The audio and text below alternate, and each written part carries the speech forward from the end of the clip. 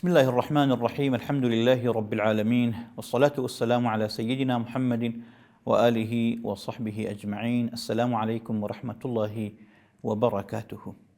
خوشكانو برایانی عزیزم، لدومين هەڵقەی بەرنامەی مبارەکی سلوک لەم مانگە مبارەکەدا لە خزمەتتانان. لە هەڵقەی پێشوە بەحسی وەخەبەربوونەوەمان کرد، بەحسی گەڕانەوەمان کرد و عەرزمان کرد لە خزمەتتانە کە ئەوەڵین هەنگاوی دەستپێکردنی ڕێگای چوون بۆ لای ذاتی حەق تەعالا بەخەبەر هاتنەوەیە، تەوبەکردن و گەڕانەوەیە. ئینشاء الله خوای تەعالا تۆفیقی گشتمانی دابێت و تۆفیق بدات کە تەفەکوری داهاتووی حەقیقی خۆمان و بیری مەرگ بکەینە، تۆشەی ڕێگامان و زیکر و وردی ڕۆژانەمان و هەموو کاتێک لەگەڵمان نابێ کە ئێمە بزانین ئەگەڕینەوە و ئەوەیش ئیضافە بکەین بەر لە باسکردنی هەنگامی دووهەم کە ئەمڕۆ لە خزمەتانە ئەبین ئینشاء الله. عبودیەت و گەڕانەوە بۆ لای ذاتی حەق تەعالا هەلێک نییە کە بیخەنە دەسی من و تۆ بڵێن یان ئەگەڕیتەوە یا ناگەڕیتەوە. نەخێر، ئینسان لە نیهایەتە هەموو ئینسانێک هەر ئەگەڕێتەوە بۆ لای ذاتی حەق تەعالا.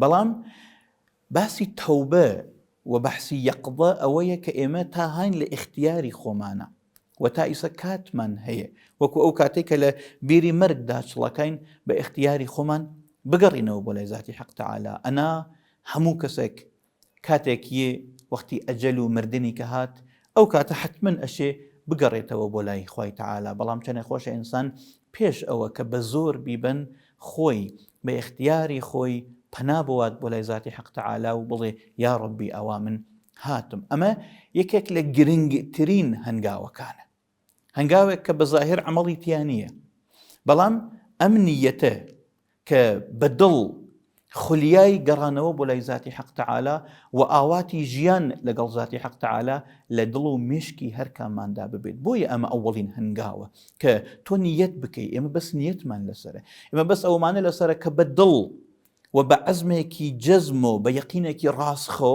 بزانین و بڵین و ئیعلام بکەین کە یا ڕەبی ئەوە من هاتم، ناتوانم خۆم ناتوانم بێم، بەڵام ئەوە هاتم، نیەتم کرد کە بێم بۆ لای تۆ.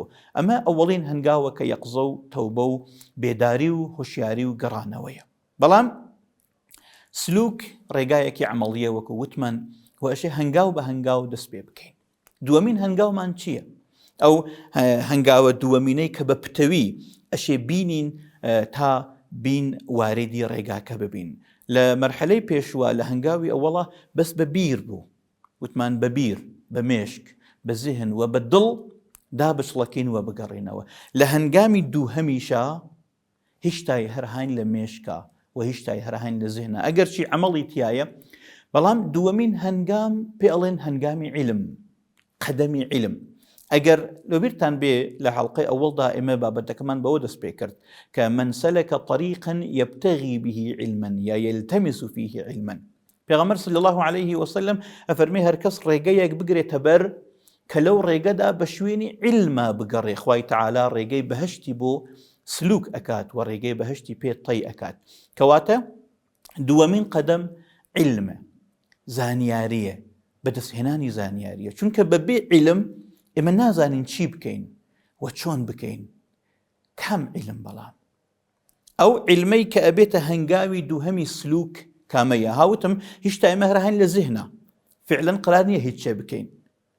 بەڵام با پێت بڵێم لە ڕاستیدا ئەگەر خوای تەعالا تۆفیقی داوی کە بێدار و بیتۆ و بە دڵ بتهەوێ بگەڕیتۆ، هەنگاوێکی قورست ناوە و بەشێکی زۆر زۆر لە سلوکەکەت ئەنجام داوە، چونکە ئەوە لە هەمویان گرنگترە. شاید بتوانین لە تەی ئەم بەرنامانەدا بتوانین باز بگەڕینەوە بۆ هەنگاوی ئەوەڵ کە من چۆن ئەو نیەت من تەصحیح بکەم، چۆن مستەقیمی بکەم، چۆن پتەوتری بکەمەوە. لێرەیشە ئەشێ بگەڕی بە شوێنی عیلمە، چونکە پێغەمبەر صلی الله عليه وسلم لە ڕێگای سلوکە بەس بەحسی عیلمەکات. ئایا ئەو عیلمە علومی شەریعەتە؟ ئایا ئەو عیلمە علمی کتاب و سنەتە؟ ئایا ئەو عیلمە علومێکە کە ئەمڕۆ لە زانکۆوەکانە عیلمە جۆرا و جۆرەکان ئەخوێنرێ کامیانە؟ هەر یەکو شتێکی وتووە، وەکو ئیمامی غەزالیش لە یەحیادا بە مفەسەڵی بەحسی کردووە. بەڵام ئێمە کاتێک بەحسی عیلم ئەکەین ئەشێ بمقدارێک ڕوانگەمان لەبارەی زانیاریۆ بگۆڕین. بەر لە هەموو شتێک با ئەمە بڵین سلوک هەنگاوهایەکی عەمەڵیە و هەنگاوێکیشی عیلمە. هەنگاوێک لەو سلوکە عیلمە، بەڵام عیلم بە ذاتی خۆی مەقسوود نییە. عیلم ئەوە نییە کە بڵی ئەم عیلمە خۆشە یا ئەم عیلمە ناخۆشە، ئەم عیلمە مفیدە یا ئەم عیلمە مفید نییە. عیلم بۆ هەنگاوە دوایینەکان وەکو خۆمان لە درێژەی ئەم بابەتانە ئینشاء الله متوجه ئەبین. بڵێ ئەکرێ هەر کام لەو عیلمانە بێکەوتە، بەڵام ئێمە بڕێک عیلم هەیە بۆ سلوک و پێوانی ڕێگەی ذاتی حەق تەعالا بۆ هەموو کەسێ پێویستە. ڕەبتی نییە مامۆسای ئاینی بێ، مامۆسای مەکتەب بێ، مهندسێک بێ، دکتۆرێک بێت، بازاڕیەک بێت، کاسبێک بێت. بڕە عیلم هەیە پێویستە کە بەر لە هەموو شتێک ئەو عیلمانە مەطرح ئەکەین. ئەویش یەک بریتیە لە عیلمی عەقیدە. من وەکو مسلمانێک قرارە بڕۆم بۆ لای ذاتی حەق تەعالا، ئەبێ لە بواری اعتقادیۆ بڕێک باوەڕ لە مشکی مندا جێگیر بوو بێت. خوای تەعالا کێیە و چۆنە، سیفەتەکانی چۆنن، کەلامەکەی چۆنە، پێغەمبەرەکانی کێن، چۆن ئەم ڕێگایە بە من نواندووە، لە ڕێگەی کێ و ئەم ڕێگایە بۆ من ناردووە. ئەمە ئەکاتە عیلمی عەقیدە. ئەوڵین عیلمێک کە تۆ پێویستت ئەبێ بۆ سلوک عیلمی عەقیدەیە. مەبادا بێ عیلم دەستکەین بە سلوک. وەکو ئەڵێ متەنەسکی جاهل خەتەرناکە. متەنەسکی جاهل یعنی کەسێک خەریکی ڕێگەیە وا هەستەکا بۆ لای خوا ئەچێ و پێشی خۆش ئەحیانن بۆ لای خوا بچێ، بەڵام زانیاری پێ نییە. خب بەبێ زانیاری ناکریێ، بەڵام و کەسە زانیاری پێ نییە ئەڕوا لەم لاو لەولا بە زانیاری هایەک خۆی ئەخڵەتێنێ. هەیە خەریکی فەلسەفە ئەبێ، هەیە خەریکی خوێندنەوەی چوزانم لە ڕێگەی کۆمەڵناسی و ئەی هەوێ خوا بناسێ کە ئەکرێ لە ڕێگەی هەموو ئەمانەوە خوا بناسێ. بەڵام ئەم عیلمانە بۆ هەموو کەسێک پێویستن. بڕێکی عیلمی تریشن بە کەسانێکی تایبەت پێویستن کە ئێشێمە ئەوانە ڕوون بکەینەوە. عیلمی ئەوڵ عیلمی عەقیدەیە. ئەشی عەقیدەیەکی پاک و پۆخت. ئەو عەقیدە کە پێغەمبەر صلی الله عليه وسلم لەسەری بوو، ئەو عەقیدە کە عەقیدەی سەحابە بوو، ئەو عەقیدە کە عەقیدەی جیلی تابعین بوو، ئەو عەقیدە کە عەقیدەی باو باپیرانی ئێمەیش بوو. هەتا ئەمڕۆ کە من و تۆ لەم کۆمەڵگەدا ئەژین لە کۆمەڵگەی کوردەواری کوردستانی خۆمانە، ئەشی عیلمی ئەو عەقیدە پیا بکەی بخوێنیتەوە. کەواتە فعلا زۆر بەحسی خوێندنەوە ئەکەین لەم ئەڵقەدا بۆ ئەوەی ئێمەی کورد لە عەقیدە تێبگەین. الحەمدولله ئێمە مامۆسایانێکی دڵسۆزمان بوون کە بە ئەو پەڕی دڵسۆزی و تێکۆشانی خۆیانەوە ئێمەیان بێنیاز کردەوە. حجەتی خوان لەسەر ئێمە ناتوانین بڵین وەڵام من هیچ منبع و مادەیەکم لێ لە دەستدا کە بخوێنمەوە. بۆیە ئێمە لێرەدا وەکو پێشنیارێکی زۆر گرنگ یەک کتێب معرفی ئەکەین کە بۆ مرۆڤی مسلمان بۆ گەنجی مسلمان کافیە کە لە بواری عەقیدەدا حاڵی بێ. ئەویش عەقیدەی ئیمامی طەحاویە کە مامۆستا عەبدوڵڵای هەرتەلی دەرەجاتی عالی بێ، خوای تەعالا دەرەجەی بەرز بکاتەوە و نور ببارێنێتە گۆڕی مبارەکی.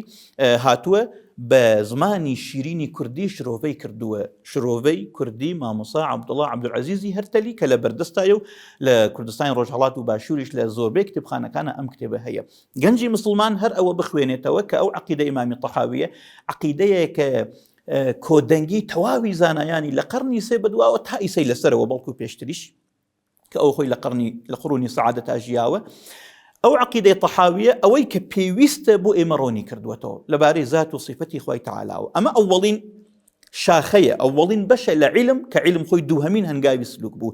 ئەوەی کە تۆ بڕۆی لە عەقیدەدا بە عنازەی پێویست بزانی، هەر ئەوەندە عەقیدەی طەحاوی بزانی تەواو، لەوە زیاتر بە دوایدا مەڕۆ چونکە ئیسا عەرزەکەی. دوو فقه، یعنی زانیاری چۆن عیبادەتکردن، زانیاری چۆن جوڵانەوە. فقه ئەو عیلمەیە کە پێغەمبەر صلی الله عليه وسلم ئێمەی فێر کردووە کە لە شەو و ڕۆژە چۆن عیبادەتەکان جێبەجێ بکەین.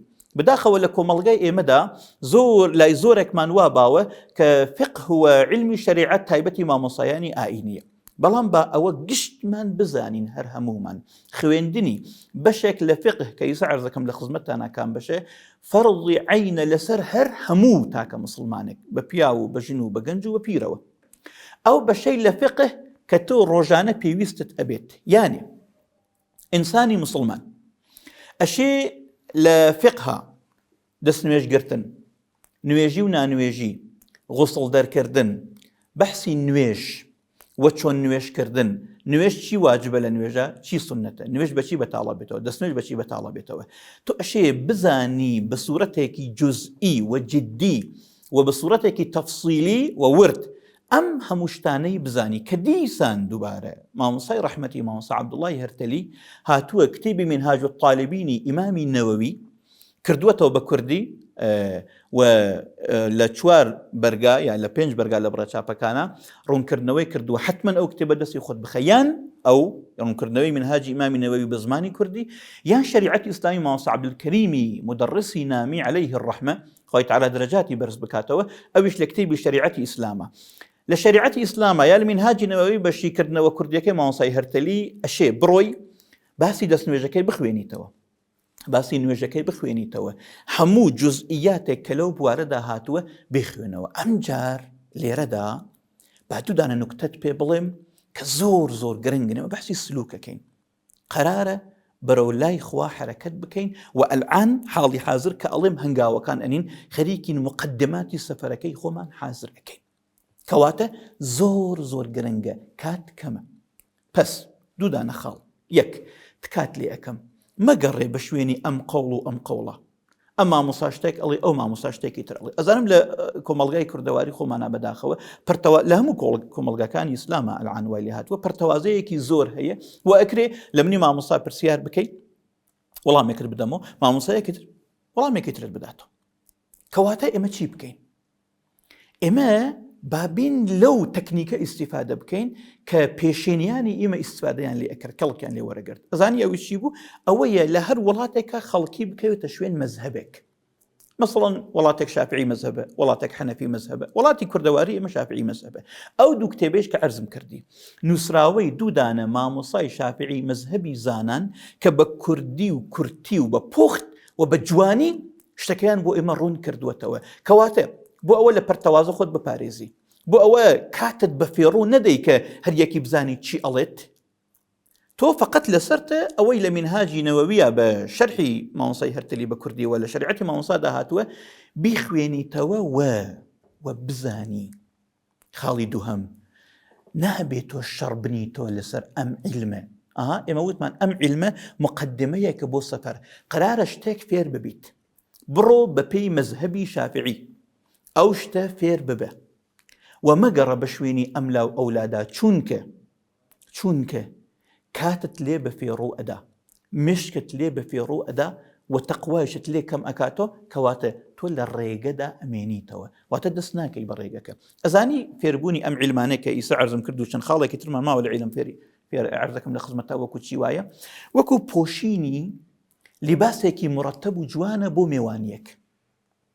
پۆشینی لیباسەکە مەقسود نییە هەدەف نییە بەڵکو تۆ فقط لەسەرتە لیباسێکی مناسب و پۆشتەی جوان بکەیتە بەرت کە بڕۆی بۆ میوانیەک ئەگەر تۆ بی لەسەر وەسواس پێیا بکەی لەسەر لیباسەکە جارێک کەواکەت بگۆڕی جارێک کراسەکەت بگۆڕی لەوەچی ئەم کەوا جوانتر بێ لەوەچی ئەم کراسە جوانتر بێ لەوەچی ئەم پاتۆڵە باشتر بێ لەوەچی ئەم دقە خاستر بێ لەوەچی دقێکی تر باشتر بێ تا لا ئەەکەی تۆ ساعتی 12 شەوە کاتی میوانی تەواو بووە و تۆ لە میوانیەکەیش بووی کەواتە لە لیباسکردنە بەردا دقت بکە نامان هەبێ بڵین شریعەت العیاذ بالله گەمەی پێ بکەین خوا نەخواسە یا بڵین گرنگ نییە گرنگە بەڵام لە چه حدێکە لەو حدەدا وەکو لیباسێک کە تۆ لەسەرتە لیباسێکی مرتب و مناسب هەڵبژێری ئەبێ لیباسێک بێ کە بخوا بەو میوانیە کە ئەچی بەڵام لیباسەکە هەدەف نییە وەسیلەیە ئەم وەسیلە لە لیباسێکی مرتبدا ئەتوانی خۆی جێبەجێ بکە قەرار نییە تۆ بێ بگەڕی بزانی جوانترین لیباس کامەیە خاوێنترین لیباس کامەیە بزانی ئەسڵترین لیباس کامەیە تۆ لیباسەکان ناناسی و ئەگەر بێش نەتخەڵەتێنن بەو قسە بڵێن ئاخر هۆشت بێ شافعیش مرۆڤێک بووە هەڵەی کردووە نەتخەڵەتێنن بەم قسە زانی بۆ چونکە ئەو کەسە کە ئەو قسەتە بوو ئەکا ئەویش خۆی مرۆڤێکە بۆی هەیەکە هەڵە بکات و ئیتیفاقاً هەڵەکردنی ئەو لە ڕووی عیلمیەوە 1000 قات احتماڵی زۆرتر لە هەڵەکردنی شافعی و ئەمسالی شافعی کەواتە ئێمە گەرەکمانە سلوک بکەین لە بیرت نەچێ مدام قرارە بۆ لای خوا بڕۆین لای خوا شەڕکردنی ناوێ گێژەڵ دروستکردنی ناوێ دووبەرەکی نانەوەی ناوێ بێدەنگ و ئارام و لەسەر خۆ فقط لەسەرتە ئەوڵ لە عقیدەدا عقیدەی ئیمامی طەحاوی بخوێنەوە تا بزانی عقیدەی مسلمانان چییە لە فقهدا شریعەتی ئیسلامی مامۆستا عەبدولکەریم بەشی عیباداتەکەی کە ئەکاتە دەستنوێژ و نوێژی و نانوێژی و نوێژ خوێندن و ئەم جۆرە شتانە ئەنجام بدە بیخوێنەوە یا شریعەتی ئیسلامەکە یا فقهەکەی مامۆستای هەرتەلی ئەگەر پارەت هەیە و دەوڵەمەنی ئەشێ بەشی زەکاتەکەیشی بخوێنێت تا بزانی زەکاتی پارە چۆن دەرئەکرێت. ئەگەر کابرایەکی بازاریت ئەبێ بڕێک لە بەیع و معاملات حاڵی بی کە بزانی چۆن بەیع و معاملات دروستە و کامە دروستە و کامە دروست نییە. ئەو بەشەی کە پێویستە بۆ تۆ لە فقها بە پێی کاری خۆت ئەوانیشە ئیزافە بکە، بەڵام ئەم بەشی عیباداتیە بۆ گشتمان پێویستە. ئەمە دوو. سێهەمین بەش بۆ زانست کە پێویستە بۆ هەمومان ناسینی پێغەمبەرە صلی الله عليه وسلم کە سبحان الله دیسان مەجبورم بڵێم بۆ ئەم بابەتیشە هەر ژیاننامەکەی مامۆستای هەرتەلی بخوێنینەوە. ئەمانە کە وەکو پێشنیارێکە ئەڵێم هەر ژیاننامەیە کە هەیە بە کوردی لەبارەی دوو شتۆ، یەک ژیانی پێغەمبەر صلی الله عليه وسلم، دوو شەمائلی پێغەمبەر صلی الله عليه وسلم. ئەمە یەکێک لە ضرورترین تۆشەکانی بەشی علممانە. من وەکو کەسێک کە ئەم هەوێ سلوک بکەم، یعنی گەرەکمە ڕێگەیەک بپیوم کە ئەو ڕێگە من ئەباتە لای ذاتی حەق تەعالی. خب نوێنەری خوای تەعالی، ئەو کەسێک کە خوای تەعالی ناردوویەتی و ئەم شریعەتەی بۆ من ناردووە، حەزرەتی رسول الله صلی الله عليه وسلم، کە مەسئولیەت و نەخشی پێغەمبەر صلی الله عليه وسلم تەنیا ئەوە نەبووە کە شتانێک بە من بڵێ، بەڵکو وەکو ئوسوەیەکە لە ئەخلاقا، لە عەمەڵا، لە بەرەکەتا و مەحەبەتی ئەویش لەسەر من واجبە. بۆیە بۆ سلوک تەنیا مەڕۆ، هیچ وەختە تەنیا مەڕۆ، بەڵکو خۆت بخە سەر ئەو ڕێگە کە ڕێگەی پێغەمبەرە صلی الله عليه وسلم. ئەمیش بەشێکی بەشی عەقیدە کەوتمان، بەشی فقه کەوتمان، بەشی ناسینی خودی پێغەمبەر صلی الله عليه وسلم. دوای عەقیدە و دوای فقه تۆ ئەشێ بە باشی لە ژیانی پێغەمبەر صلی الله عليه وسلم ئاگادار بی. وتم هەم ئەشێ سیرە بخوێنیتەوە کە مامۆستای هەرتەلی مێرگی گوڵ و گوڵزاری بەهاری نووسیوە، و هەم ئەشێ شەمائل بخوێنیتەوە وەکو قاضی عیاڵ شیفای نووسیوە، وەکو ئیمامی ترمیزی شەمائلی نووسیوە، کە ئەمانە بە زمانە جۆراوجۆرەکان بە فارسی و بە کوردی تەرجمە کراونەتەوە و لە کتێبخانەکانە لە بەردەستی ئێمەدا هەن. دانیشە ڕۆژانە لەبارەی پێغەمبەر صلی الله عليه وسلم بخوێنەوە. ئەو زاتە کێ بووە؟ چی کردووە؟ چۆن بووە؟ بۆچی شەمائلم خستە پاڵی سیرە؟ تا مەبادا وەکو چۆن ئەڕۆی ژیاننامە و بیوگرافی ڕابەرێک ئەخوێنیتەوە، سەر و کۆمارێک ئەخوێنیتەوە، ئاوا لەگەڵ پێغەمبەر داتانەکەی صلی الله عليه وسلم. باسی پێغەمبەر صلی الله عليه وسلم بێژگە ئەوەی ئەشێ بزانی ئەو سەرکردەتە کێ بووە و چی کردووە، زیاتر لەوەیشە ئەشێ بە عشق و مەحەبەتەوە بخوێنیتەوە، ئەشێ تێبگەی لەوەی کە ئێمە موەزەفین بەوەی مەحەبەتی پێغەمبەر صلی الله عليه وسلم پیا بکەین. چی بکەین کە مەحەبەتی ئەو زاتە پیا بکەین؟ پێتان وایە ئێمە مکەلەف ئەکەن بە شتێک کە بە زۆر و بە تەکەلف و بە تەکلیف بڕۆین مەحەبەتی ئەو زاتە پیا بکەین؟ نا، ئەسڵەن و ئەبەدا، فقط کافیە بخوێنیتەوە و بیناسی. بڕۆ شەمائلی ئیمامی ترمیزی بخوێنەوە، بەڵام تکات لێ ئەەکەم مکەڕەڕەن بیخوێنەوە، مکەڕەڕەن بیخوێنەوە، یعنی چەندها جار بەدەوام سیمای مبارەکی پێغەمبەر صلی الله عليه وسلم مطالعە بکە، ئەوصافی ظاهری و ئەخلاقی باتینی و شەمائلی نەبەوی عليه الصلاة والسلام لەگەڵ سیرەکەیدا تەسەووری ئەو زاتە بکە، زاتێکە پڕ لێوا و لێو لە جوانیە، لە جەلال و شکوه و شەوکەتە، لە زەرافەتە، لە ئەخلاقە، و هاوکات کە ئەخوێنیتەوە سەڵەواتیش ئەدەی وەکو ئەوە لە بەحسە دوایینەکانیشا بەحسی ئەکەین.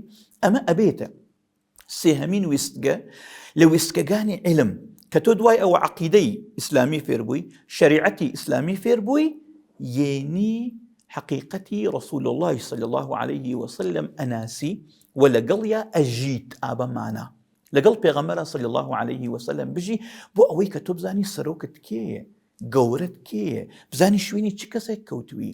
زۆر کەس هەیە ئەنازێ بە سەرۆکێکی ناسیۆناڵی و نەتەوەیی خۆیە، زۆر کەس هەیە ئەنازێ بە سەرۆکێکی فکری و فەلسەفی خۆیە، کە ئەشێ بنازن ئەوانی شوێن کەوتووی ئەو کەسن. من و تۆ شوێن کەوتووی حەزرەتی محەممەد المستەفای صلی الله عليه وسلم. با پێت بڵێم بەناسینی ئەو زاتە چاوت ڕۆشن ئەبێتەوە، بەرچاو ڕۆشنێکی گەورە پێیاکەی کە ڕێگەی ئەو کەسە ئەمە بووە، شەڕکردن بووە بۆ لابردنی شەڕ، و ژیان بووە بۆ فێرکردنی معنای ژیان بە خەڵکی، و خەبات بووە بۆ ناساندنی خوا.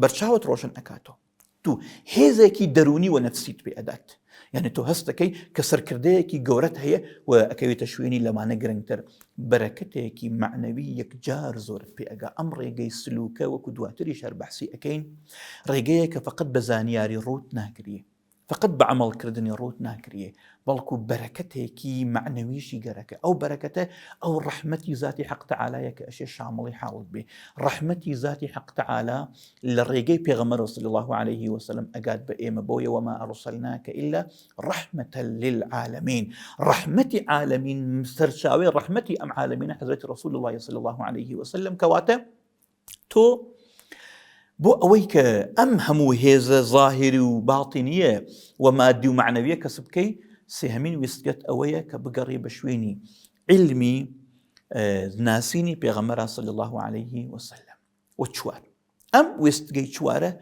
زور قرنجة أم ويستقي تشواره رنج أداة بويستقي بيش وكان معنى أداة بويستقي بيش وكان وتمن دستمن كربام حلقة كام علمه أو علميك مطلوبة وأو علمي إما جيني بخوا كامية أم علمه وتمان أكري طب أكري فلسفة بأكري رياضيات بأكري هرشتك تؤلي لبالي فقه لبالي عقيدة لبالي ناسيني بيغمرة صلى الله عليه وسلم بلام لم تشوارمين آخرين ويستقي علم دا همو أوانا معنا بيا أكن علمي نفس علم نفسك أو علم النفسي كأمروبة سيكولوجي وروان ناسي بحث أكري هرشن بشكل أوي شر مرتبطة ببابتها وبستم ناسيني خوتا كإما اتفاقا لم برنامج سلوك دا بشكل لحلقة كان من شن بشكل زوريش من هر أو أبيت كشون خومان بناسين ورقهايك لو دسبي لو مطرح أكين بلام الشيء إيسا دسبي بكين شون خومان بناسين من كيم وشكارم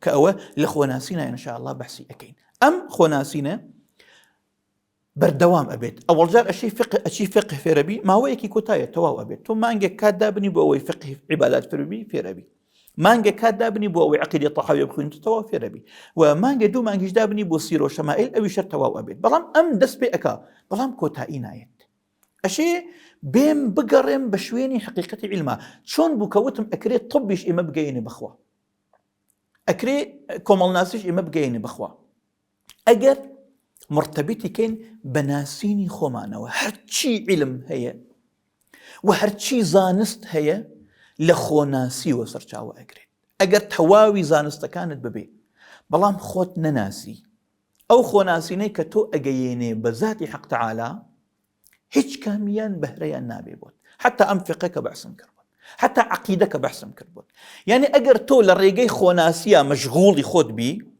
وكل لم برنامج سلوكا إن شاء الله هدف من أويه شرايك هلكين بو خوناسينا أو كاته كومال ناسي بخوينيتو أتجيني بخوا خريكي طبيش بي أتجيني بخوا بلام أجر للرجاي خوناسينو وارد نبي ولا بيرتا نبي كتو قراره للرجاي أم مجاهدة خود بناسي تاخوا بناسي تاخوا رازيكي أجر بتشي خريكي كتاب وسنتيج بي جمراتك وخلقيش جمراك لفقه شندسئيو شرنانو في ربي لعقيدة تكفير كردنو خلق بكافر دانان في ربي لبيغمر صلى الله عليه وسلم بديل قرتنو تنجولانو شر كردن في ربي كواته همو أمانك كاته رنقداتو كتو بشكل كاتة الروجانة بردوام دابني بو خوناسين وبخوناسين زور لردا من أويانا بازناكم شو كل حلقة كان يدواترا باز أبيت بلام أتواني بو دسبيك شنكارك هي بيكي إما كلاسكي مسنوي من هي بردوام يستصو شوار تقريبا حلقة من تأم لحظة كمل لقضي وداق ساكم دابزان دوا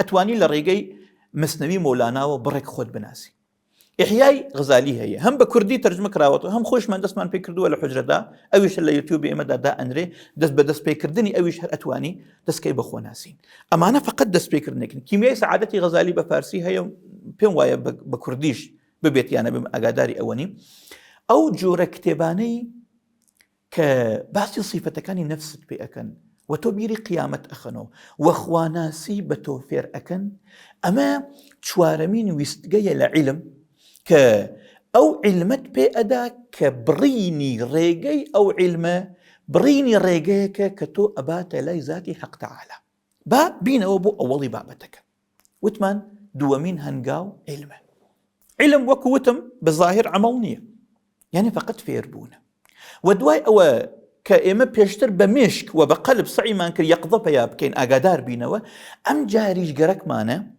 بعلم وبزانياري ورقرتن أو بيدارية زورتر بكين وبرلوي بروين إما نقشو بلاني سفر كمان بخوينينوا أم علمه وەکو پلەن وەکو نەقشە وەکو ڕێنماییکەرێک و ڕوونکردنەوەیەک لە بەرچاوماندا هەیە. کەواتە دیسان تەکید دەکەمەوە ئەم عیلمە خۆی وەسیلەیە، هەدەف نییە، نابێ هەموو کاتمان بۆ ئەو دابنین. ئەم عیلمە وەسیلەیە کە ئێمە بەرەو مەقسەد ئەبات، نابێ ئێمە لە مەقسەد دوور خاتەوە. بۆیە تەکیدم کرد لە فقها مەبادا هیچ وەختێ واردی ئەو شەڕە ببی کە لە کۆمەڵگای ئیسلامیدا لەسەر فقه و لەسەر مەسائلی فقه دروست کراوە. نا ئەو عنازەی لە فقی شافعی ئەچی فێرەبی، لە عەقیدەدا واردی ئەو شەڕانە نەبی کە بەحسی ئەسما و صفات و دەستی خوا و لەسەر عەرش و ئەم جۆرەشتانە ئەکات، بەڵکو بە کوردی و بە کورتی بچۆ فێری ببە و ئەم جار بچۆ پێغەمبەر بناسە صلی الله عليه وسلم بە ئارامی بە جەماڵ و بە جوانی و بە عشقەوە بیناسە و زۆربەی کاتی خۆت لەسەر ناسینی نفسی خۆت دابنێ کە لەم بەرنامەدا ئێمە ڕوونکردنەوەهایەک ئەکەین و لە مەسنەویدا لە ئیحیادا و لە باقی کتێبەکانی تردا ئەم ڕوونکردنەوانە کراون بەبێ عیلم دەست مەکە بە ڕێگا. زۆر کەس هەیە بەرەو لای خوا ئەچێ یا وا ئەزانێ کە بەرەو لای خوا ئەچێ.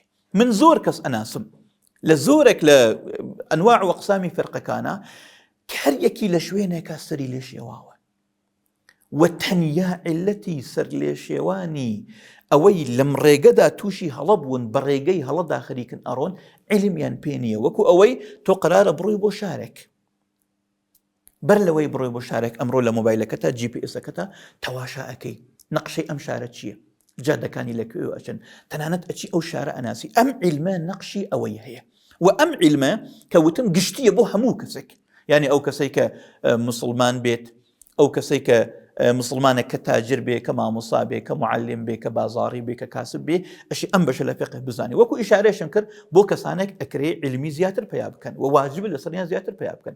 منی مامۆسای ئاینی کە ئەرکەکەم مامۆسای ئاینیە، واجبە لەسەرم علمهایەکی تریش پیا بکەم. تۆ کە مهندسێکی ئەشی علمهایەکی تر پیا بکەیت، تۆ کە کۆمەڵناسێکی ئەشی علمهایەکی تر پیا بکەیت.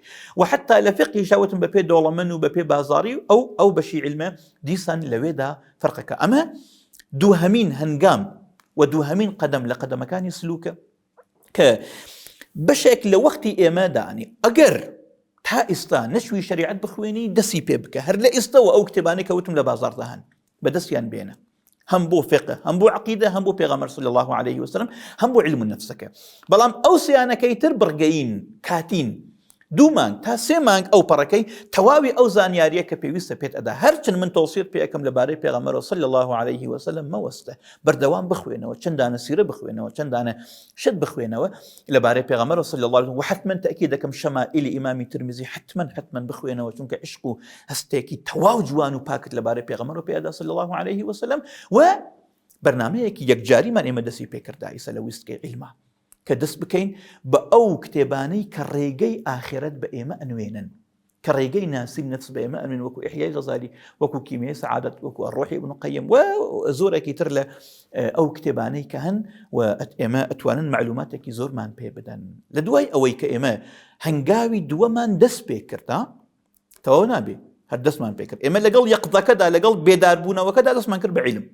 دوای ئەوە کە هەنگاوی دووەمیش دەست پێ کرد کە عیلمە کە زانیاریە، ئەڕۆین بۆ هەنگاوی سووەم کە ئیتر لەوەدا واردی عەمەڵ ئەبین و عەمەڵەن ڕێگەکە دەست پێ ئەەکەین. ئەگەرچی وتم ئەسڵی دەست پێکردنەکە لە یەقظە و لە نیەتە دەست پێکراوە، بەڵام ئەمجار لە ماڵ دینە دەرەوە و ئەڕۆین هەنگاو ئەنینە ناو ڕێگەی سلوکەوە لە هەنگاوی سوهەما بزانین چی ئەشێ بزانین و چی بکەین. لە حەڵقەی دواترە إن شاء الله أو رنكرنا أكين. أقول قولي هذا وأستغفر الله العظيم لي ولكم، والسلام عليكم ورحمة الله وبركاته.